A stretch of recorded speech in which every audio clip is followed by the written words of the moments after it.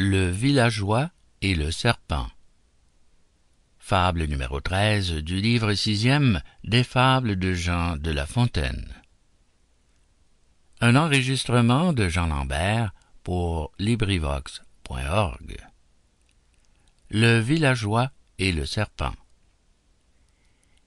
Ésope conte qu'un manant, charitable autant que peu sage, un jour d'hiver se promenant, alentour de son héritage, aperçut un serpent sur la neige étendue, transi, gelé, perclus, immobile, rendu, n'ayant pas à vivre un quart d'heure.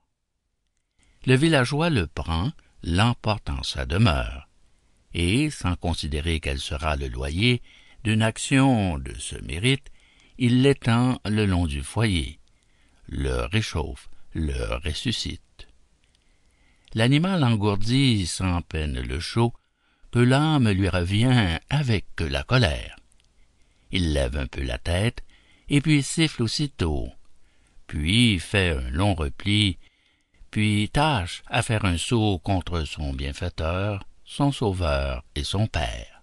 « Ingrat, dit le manant, voilà donc mon salaire, tu mourras. » À ces mots pleins d'un juste courroux, il vous prend sa cognée, il vous tranche la bête. Il fait 3 serpents de 2 coups, un tronçon, la queue et la tête.